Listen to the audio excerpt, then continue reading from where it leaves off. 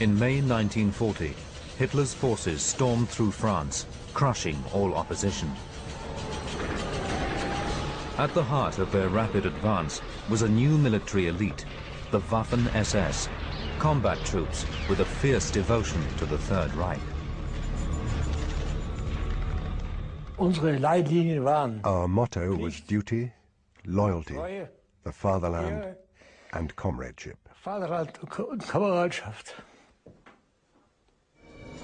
The Waffen SS were the ideological standard bearers for the Nazi leadership, and they were notorious for barbaric crimes. They got no kindness towards a man at all, or man or woman or child. They kill everything in the mist. At their wartime peak, they numbered nearly 1 million men, and in battle, they were utterly fearless. For them, death was almost inevitable. They expected to die, but they were also brutal when it came to killing. The Waffen SS, literally the Weapon SS, were Hitler's most loyal military force, rivaling the regular German army. In the 1930s, young Germans were desperate to enlist. As a Hitler youth leader, it was the done thing for me to join the Waffen SS. All my predecessors were in the Guard regiments or were officers there, and so I naturally wanted to join the Guards as well. The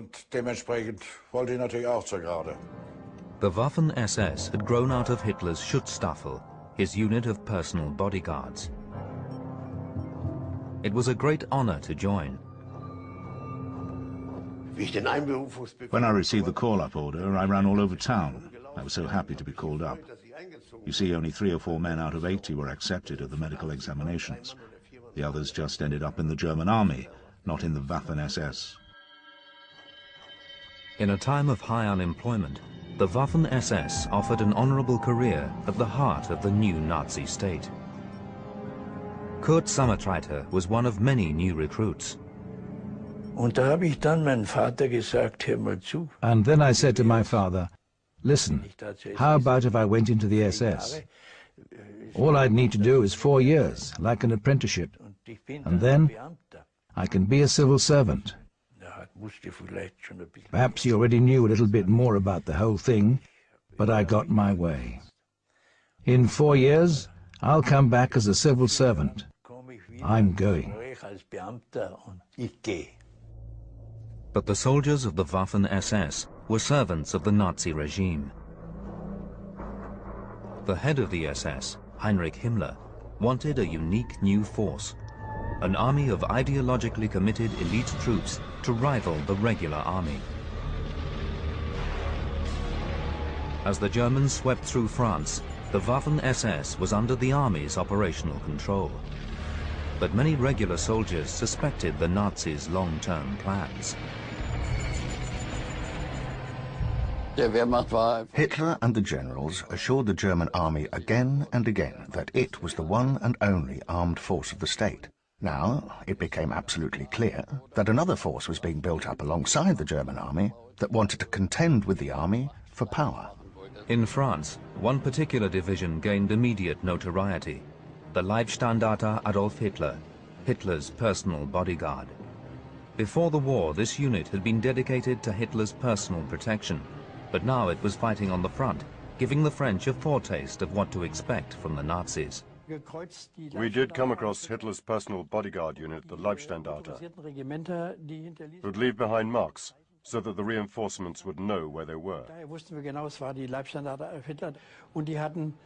They had smashed up all the crucifixes throughout Catholic France.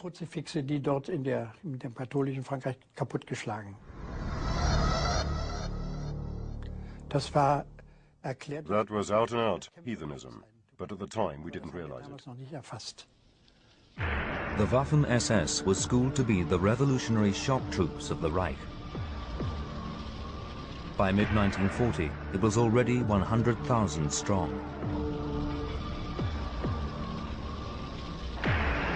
SS leaders expected recruits like Gary and Goltman to be the crusaders of a barbaric new religion.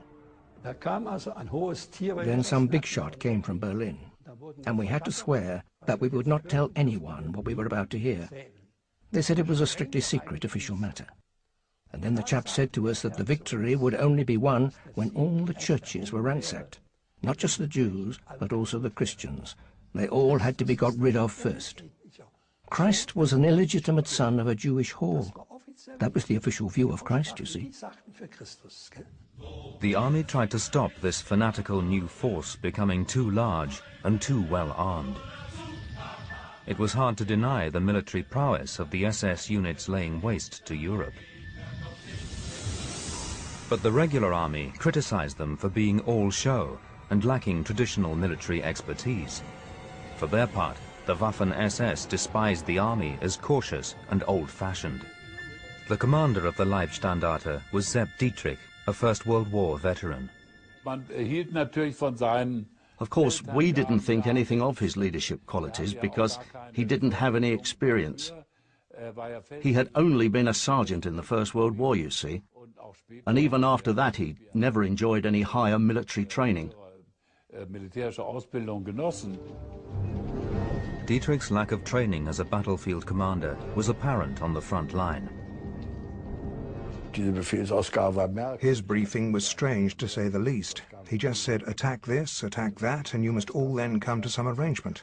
It was like no briefing we were used to, with clear goals and clear boundaries, but rather, we'll do it like that then. You go to the right, and you go to the left, and I'll watch out, and so on. But the Waffen SS soon showed that while some lacked training in battle, they had an unequaled capacity for cold-blooded killing. As the Luftwaffe bombed from the skies, German troops continued their unstoppable advance.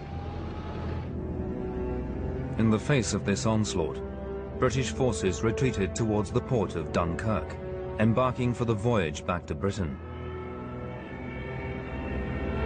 The hundreds of thousands of retreating soldiers were given protective cover by a few French and British regiments. Among these troops was Albert Evans, then just 19 years old. Because the people was getting off the beaches of Dunkirk, we was told that we'd got to hold our position at all costs, like, you know, so we held it as long as we could. On the 28th of May, Albert Evans and his fellow soldiers were surrounded by troops from the merciless Leibstandarte. Then they lined us up at the end of a gable end, and they got the machine gun on the road. They weren't very pleasant people to meet at all, none whatsoever.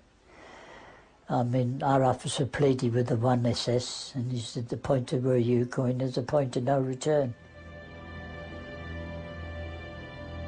We was put into a field, and they put us into a barn, and that's when they started calling 5 out.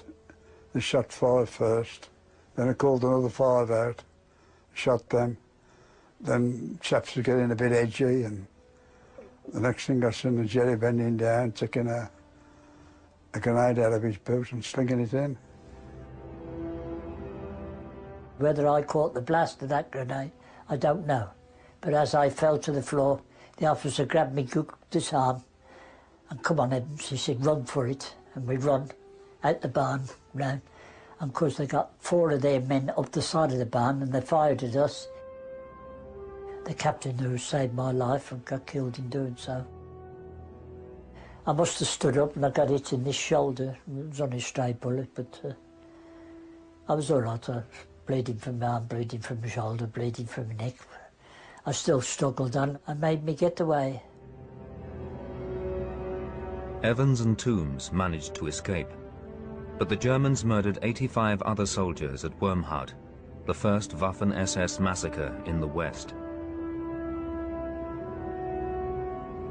Altogether, the Waffen SS killed 185 captured British soldiers during the retreat to Dunkirk. What happened to us, I don't think, didn't come under the annals of warfare.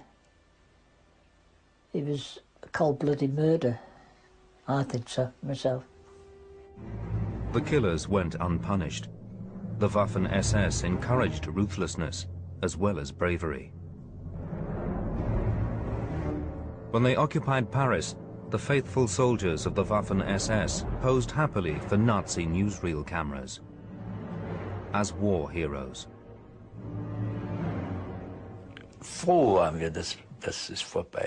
We were happy that it was all over. Really happy.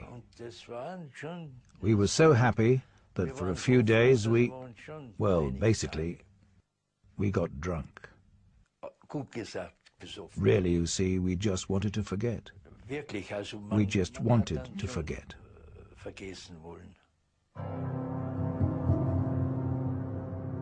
Private archive shows victorious troops of the Waffen SS drinking themselves silly after battle.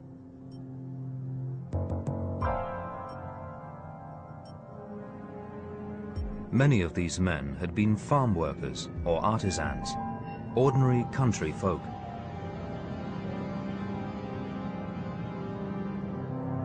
In the years to come, they formed the core of a vast army of battle-hardened fanatics, capable of great courage and sickening cruelty.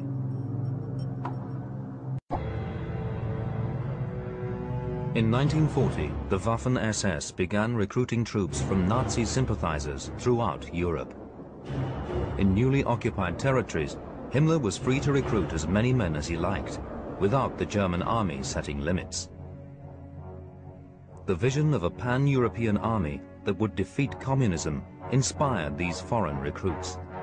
They also hoped that fighting under the Nazi flag would win them autonomy under German rule. When the Flemish leadership appealed for volunteers, they came forward in droves to fight against Bolshevism and to acquire an equal place for Flanders within the new Europe. By spring 1941, foreign volunteers had formed the first non-German SS division, the Viking. Later in the war, in the Balkans, the Waffen SS press-ganged all men considered to be of German stock. Many conscripts were shocked by the intensity of the training. We didn't have the faintest idea about the German drill, nor what the army and the military service were like in Germany. This drill, this briskness, this inflexibility, this inhumanity really hit us hard. In their barracks, young volunteers found they were getting much more than they'd bargained for. You see, in training we were really drilled with some very brutal methods. Not everyone was able to endure it. There were also some who wanted out. The only way of doing that was suicide. Recruits or volunteers, SS combat troops were trained to obey without question. Any slacking was mercilessly punished. If they didn't manage it, the whole group attracted attention and had to do extra training or something on Sundays. Then everyone went and gave the guy merry hell. He was dragged out of bed and beaten in the head and that kind of thing, so that he wouldn't give up next time, so that the troop would not be disrupted. There were some people there who just couldn't stand the pace, and so they did a bunk and hid in the basement. They were gone a long time, 7 hours or so, and they knew they'd be court-martialed or something, so they hanged themselves. That happened. The Waffen SS were determined to disprove army accusations that they were amateurs. The Nazi combat elite was a new breed of military athlete, with a special training program designed by former army officer Felix Steiner. Recruits also had training in Nazi ideology. Obviously, we were trained militarily, but above all, we were taught the principles of National Socialism at the Officers' Cadet College. And we were actually proud of it. As elite troops, that was part of the soldier's craft. The SS Cadet College at Bad Tolz was a training camp for the officers of the new force. Training was based on the dictates of a Prussian general. From 1934, Paul Hauser dedicated himself to creating an SS officer corps to outclass that of the army.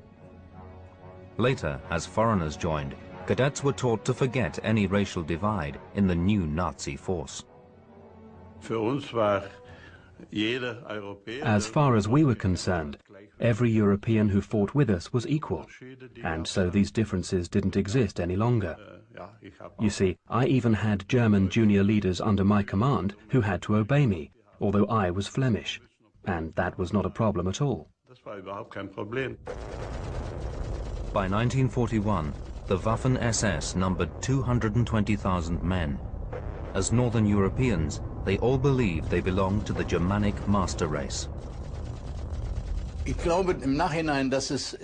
retrospect, I think that there was a very strong spirit of comradeship, which was based on the same beliefs, so to speak, based on the fact that we were convinced we were conducting a just fight, that we were convinced of being a master race. We were the best of this master race, and that really does form a bond. On the 22nd of June 1941, the Nazis invaded Russia. Hitler wanted the Bolshevik Empire speedily crushed. At first, the Waffen SS and the German army had it all their own way. We were filthy and covered in dust, but we pushed on eastwards. We thought, good grief, if it carries on like this, it'll be even faster than France. We didn't even think about how far, that there was still 12,000 kilometers to go. We just saw all the war machinery we'd destroyed and the endless lines of prisoners. We didn't have to deal with them, but subsequent units did. It was bad.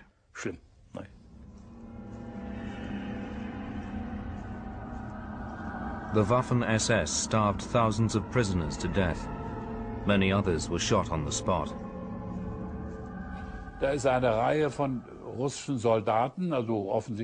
There was a row of Russian soldiers, obviously prisoners, and a group of SS soldiers getting ready, lining up to shoot these prisoners of war dead.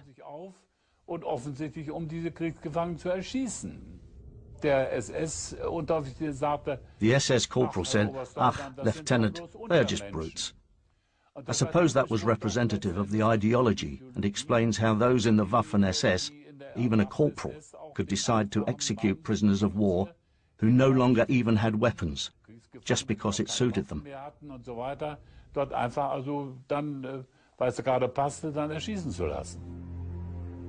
SS soldiers often killed their own prisoners personally, one-on-one. But regular soldiers also committed atrocities. The German army proudly proclaimed it had hunted down and hanged these Jews. For the Nazis, this was a war to subjugate Slavs and exterminate Jews and Bolsheviks. The Waffen SS followed their orders, slaughtering any potential political opponents. In Borisovo, 25 people were arrested straight away. The village activists. They were the head of the Kolkots, the collective farm and their deputies, as if they'd been following a list. A trench had already been dug. The SS soldiers said they were partisans.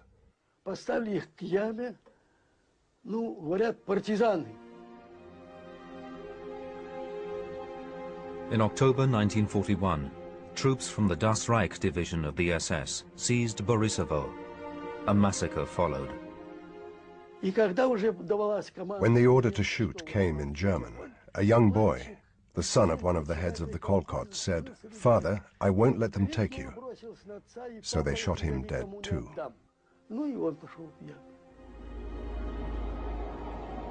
But within weeks, Hitler's blitzkrieg on Russia foundered. The fierce Russian winter set in with a vengeance, and neither the German army nor the Waffen SS were prepared for it.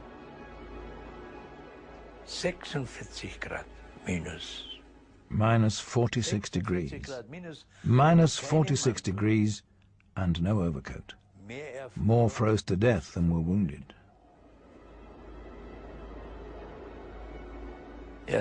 Well, I honestly admit, I often cried out for my mother. In atrocious conditions, the elite SS troops remained resolute. I saw how my fellow soldiers' ears fell off. So we got some rope and tied our ears to our heads, and that's how we coped.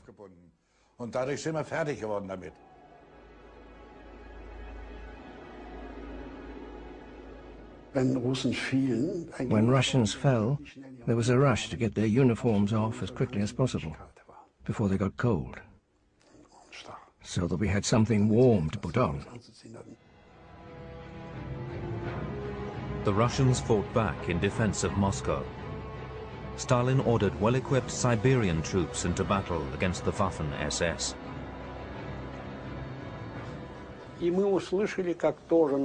We beat the Germans and caused the SS huge losses.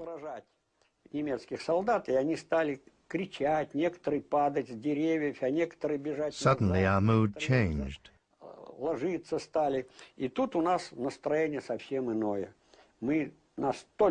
We were so thrilled that we had made the legendary SS take flight.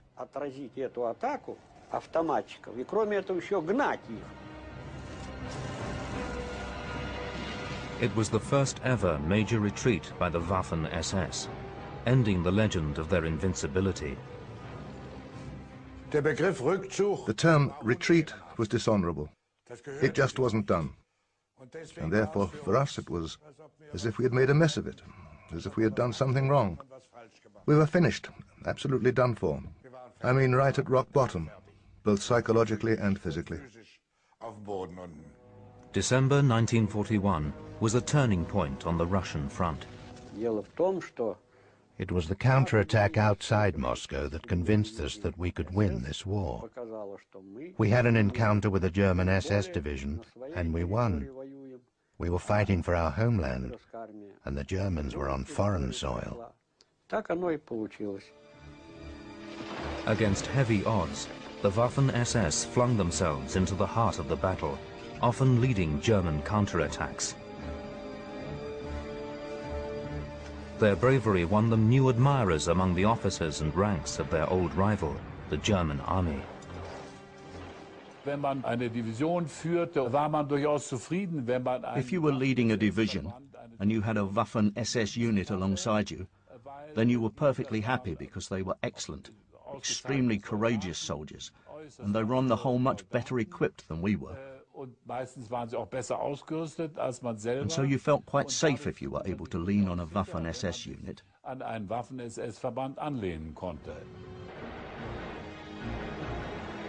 The devastating resolve of the Waffen SS was not to be underestimated.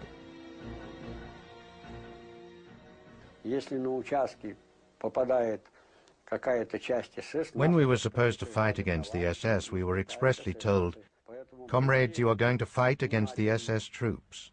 Be on your guard. Be vigilant." It was suicide. As long as they were not dead or at least wounded, you knew they would fight until the bitter end.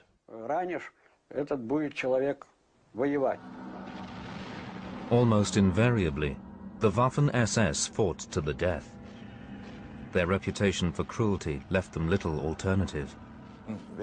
We counted on the fact, especially we from the Waffen SS, that they wouldn't take any prisoners, that they would stand us up against the wall straight away. And so we fought until the last bullet. For the first time, the Waffen SS feared defeat. When it came to the attack, believe me, nearly everyone had to quickly go and spend a penny. You just got the urge.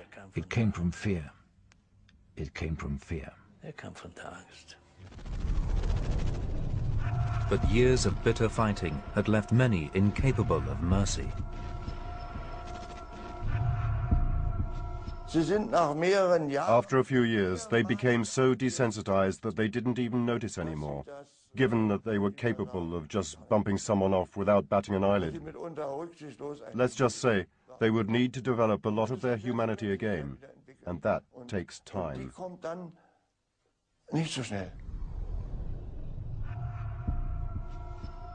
There was vicious hand-to-hand combat.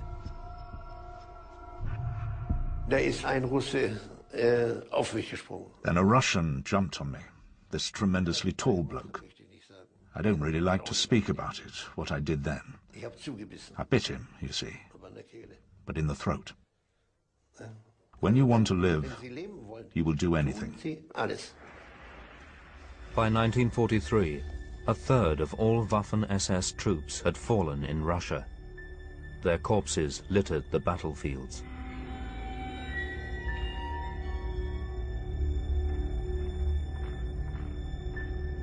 SS orderly Rudolf Porsche saw many undignified deaths. When such young comrades were lying dead in bed, gobbled up like a hedgehog,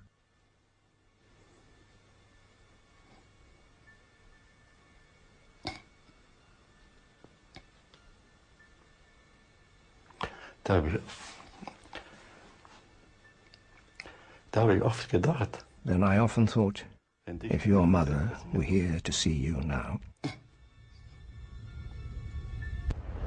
Despite the defeat at Stalingrad, Hitler retained his unquenchable faith in the Waffen SS. He expected them to win him many other famous victories. In March 1943, German forces attacked Kharkov, one of the biggest cities in the Soviet Union.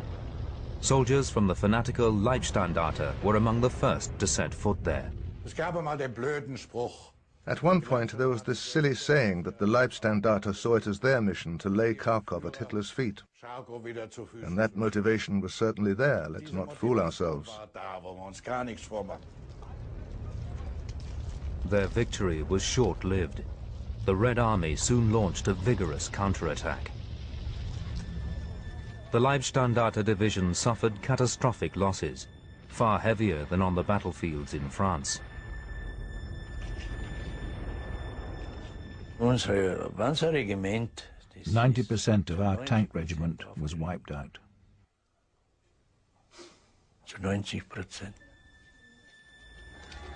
Newsreels for the homeland showed nothing of the SS losses or of their war crimes. When the Soviets recaptured Kharkov, they discovered evidence of a horrific SS murder in a military hospital. Eyewitnesses included a hospital doctor. SS soldiers threw incendiary grenades through the windows. The buildings began to burn, and the wounded tried to save themselves. Many of the wounded were burned alive. In April 1943, Himmler visited Kharkov to be greeted by Obergruppenführer Paul Hauser.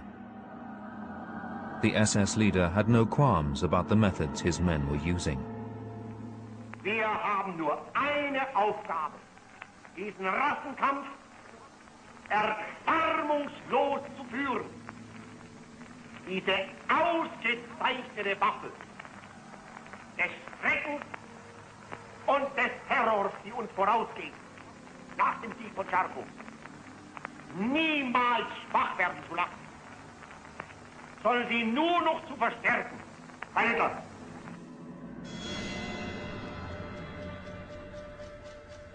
In summer 1944, southwest France was the setting for another Waffen SS atrocity. The 10th of June 1944 was the decisive day in my life. That day, men from the Das Reich division of the Waffen SS set off for Orador. In the morning you have breakfast with your family, and then in the evening your family is dead. There is no one left, no houses, nothing. The citizens of Orador hoped they'd soon be free of Nazi rule.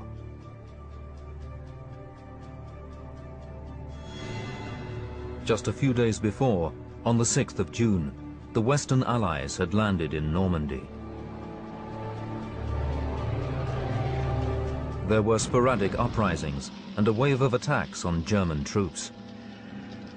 In Orador, the Waffen SS retaliated with ferocity. Many still believe this was a perfectly honorable response. Orador?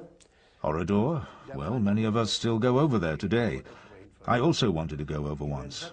They are warmly welcomed, the SS, even those who at the time were from the Das Reich division. Orador-sur-Glane paid a disastrous price for attempts at resistance. The Waffen SS gathered the villagers in the marketplace. The men were separated from the women and children. I said goodbye to my mother and my wife. I embraced them one last time, and we saw the SS lead them inside the church. The women and children were locked inside the church. The men were led to a barn, where the SS opened fire on them.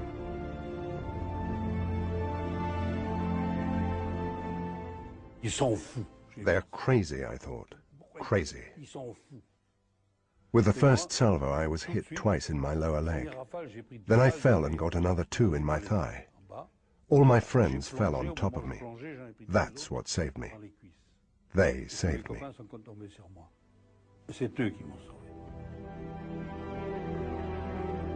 Then the whole village was burnt to the ground.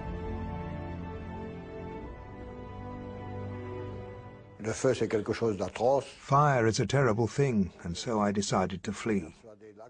I was convinced that I was going to die because they were outside the door. But I would rather die from a bullet than in a fire. Robert Ebre and Marcel Dartout were among the handful who managed to escape the massacre. Almost all the women and children herded into the church, burnt to death inside. My father came up to me crying and said, "There's no point looking for anyone. They're all dead." That was awful.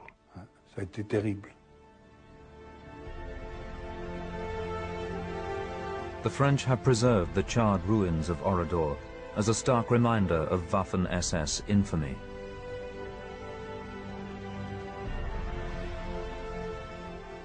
You see, the physical injuries heal, but the wounds of the soul, they remain all your life. While Oradour went up in flames, the battle for Normandy intensified. The Waffen SS, desperate for new manpower, recruited males aged 14 to 18. The Hitler Youth Division was in the thick of the fighting. Officially, they were all volunteers. But many of them were forced. They had enlisted for the Air Corps or whatever, and then ended up fighting in Normandy. The Reich's youth leader, Arthur Axmann, was determined to form a new SS division. He recruited 20,000 teenagers direct from the ranks of the Hitler Youth. When it was founded, we didn't like the name at all, because it sounded really childish. We wanted to be real soldiers, you see. The youngest among us didn't get any cigarettes. Well, they didn't smoke anyway. They actually got sweets. Confectionery. Nicknamed the baby soldiers by the Allies, they fought with a bravery that belied their age. They were fighters, really. A lot of them fought right to the bitter end. They wouldn't give up. They'd been programmed to believe the final victory would be theirs.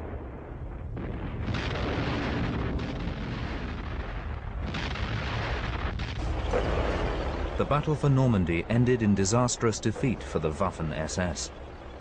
Even Hitler's devoted Leibstandarte faced total destruction as a fighting force. The Allied Air Force relentlessly attacked the remnants of the Waffen SS and the German army. The superiority of the opposition in the air was so remarkable, you may be amazed that we didn't ask ourselves what the point of fighting was. I asked myself that today. At the time, we didn't ask. Young recruits met their death or were changed forever. When they came back from action, they looked half dead, grey in the face, afraid, but nevertheless responsive. If someone gave them orders, they carried them out. Even in death, the newcomers stayed loyal to the Reich. A young lad who died in my arms, whose eyes I closed as I cried like a baby, said to me, "Lieutenant, ask the leader of my company to write to my mother and tell her I died as a brave soldier for my Führer and my fatherland."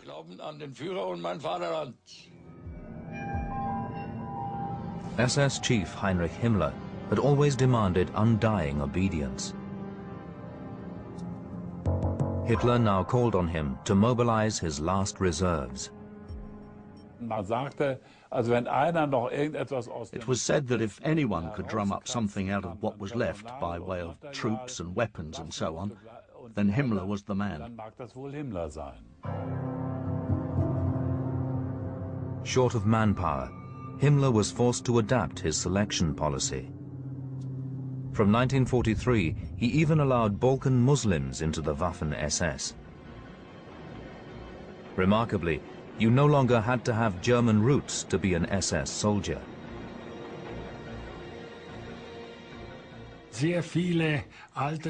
And of course, a lot of the older SS people really did screw their noses up at the fact that Muslims were now, as it were, being admitted into the blue-eyed Aryan elite. There was also a division of Ukrainian Slavs. By 1944, the Waffen SS was 900,000 strong. With 200,000 non-Germans helping to fight its racial wars, the Waffen SS had become a multinational army. Now the masses were called up, there were more and more divisions. And after that, our fighting morale was never really the same as it had been before.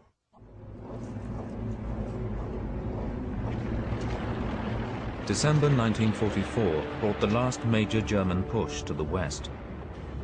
As the Allies approached the German frontier, Hitler ordered another offensive in the Belgian Ardennes. The Waffen SS mounted a formidable surprise attack.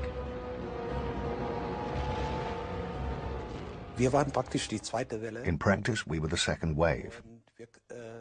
On the 16th of December, the offensive began, and we were deployed just before Christmas. Christmas Eve, we attacked. That was the first attack. It went pretty quickly, and the Yanks were pretty demoralized. For a short time, German forces advanced once more. Yet again, the Waffen SS left a trail of barbaric war crimes behind them. At Stavelot, troops of the Leibstandarte Adolf Hitler Division murdered civilians. At Malmedy, they shot dead American prisoners of war. Some were killed with a bullet to the base of the skull. Well equipped and fresh to battle, the Allies soon renewed their advance. By contrast, the once proud Waffen SS was in total disarray. We were 40 or 50 kilometers into Belgium, and our vehicle had to get to Cologne for petrol. And there was 1.5 meters of snow and ice. It took us 4 days to get there and back. Despite momentous losses, the Waffen SS kept fighting.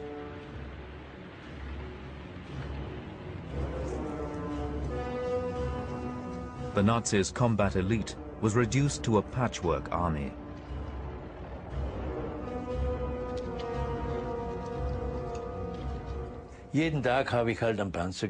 Every day we just broke up another tank for spare parts. Always the worst tank. Every day the driver and the marksman had to give a report on which tank we were to sacrifice this time. And so it carried on until we had no tanks left. In December 1944, on Hitler's orders, Waffen SS troops from the Viking and Death's Head divisions made their way to Hungary. Their task was to break the Soviet siege of Budapest. It was quiet, relatively quiet that New Year's Eve. I was the charging gunner on a tank. I'd got the flare ammunition, was sitting up on the back of the tank, and shot my flare cartridges high. And the radio operator had managed to get Lily Marlene,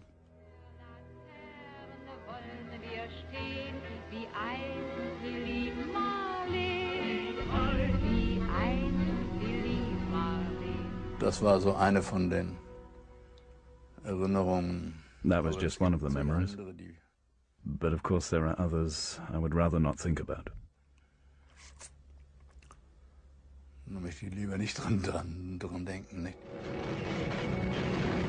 Budapest was an utter disaster for the Waffen SS. After 7 weeks, the Hungarian capital fell to the Red Army. The attempt to end the siege had failed. Of the 22,000 SS troops in the city, 19,000 were killed. With other defeats, I think it was possible to put the blame on others, on the Italians or on the German army. But Budapest really was an SS defeat. The Waffen SS had been sent over there to break up the ring, and they didn't succeed. The units defending the city included many men who'd perpetrated war crimes in Russia. Most fought to the last, fearing the retribution of the victors. I had contacts with SS people who said to me, among other things, "Yes, we are in a pretty bad way, but we must win, because we have so much to answer for that the only thing to do is to hold out to the end." Anyone who had wavered in battle was dealt with severely. There were frequent court-martials and executions. We stood there in the square, and the sentence was read out. And all of a sudden the barrels were kicked away and they dangled there. And I must say my feeling at the time was that the pigs deserved to hang, because they stabbed us in the back. You don't give up in war. You don't sabotage. You have to do your duty until the end. Man hat seine Pflicht zu tun bis zum letzten. In March 1945, Russian artillery pounded Berlin. The Waffen SS still resisted fiercely, even if many were foreigners fighting under the Nazi flag. And then we really had pangs of guilt. Should we say to our people, knock off and go home, or should we stand firm for a few more days? And yes, we did what was demanded of us. We defended Germany until the end, because we believed that we had to protect Europe, and this was the way to do it. As Adolf Hitler kept to his bunker underneath the Chancellery, foreign troops played a major role in defending him to the last. At the end, when the Russians were only about 800 meters away, a considerable percentage of those defending the Reich's Chancellery weren't Germans at all. They were Swedes, Danes, I think even Frenchmen.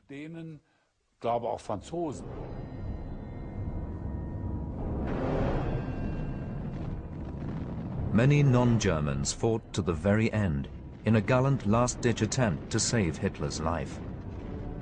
One of the Führer's loyal defenders was Henri Fenet, a Frenchman. We didn't even think about death.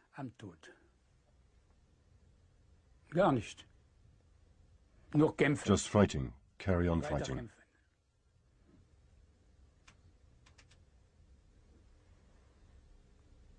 We were living and fighting, just to fight. Henri Fenet remained faithful to his vow of allegiance. Loyal unto the end. Loyal unto the end.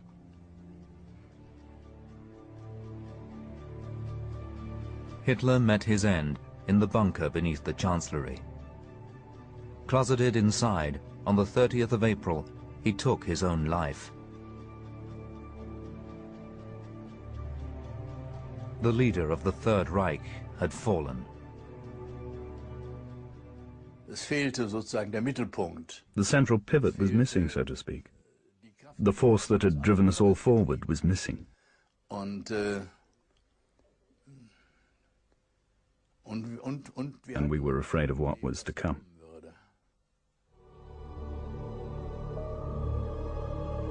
In April 1945, thousands of German soldiers crossed the Elbe to surrender to the Western Allies rather than face the vengeful Red Army.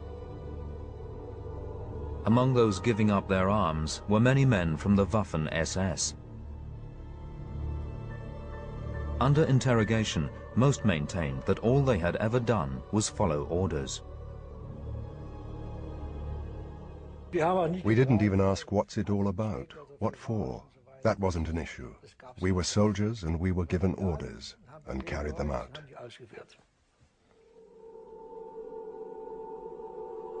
But the men of the Waffen SS were never soldiers like any other. They were conditioned to be extreme.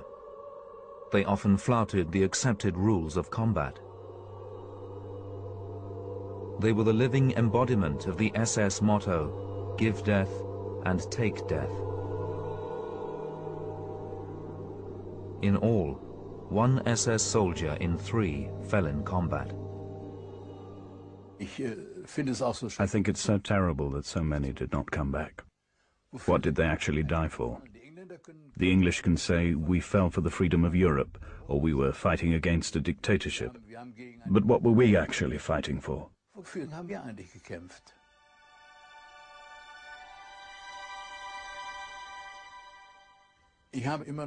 I still have a certain underlying feeling of guilt, a shared responsibility for this catastrophe. Decades after they surrendered, some of the Waffen SS seemed to be genuinely haunted by their war crimes. But even now, many defend their actions. They still believe what the Nazi leaders told them, that they were simply combat soldiers whose duty was to obey every order they were given, even when this meant committing the atrocities that have shocked the world.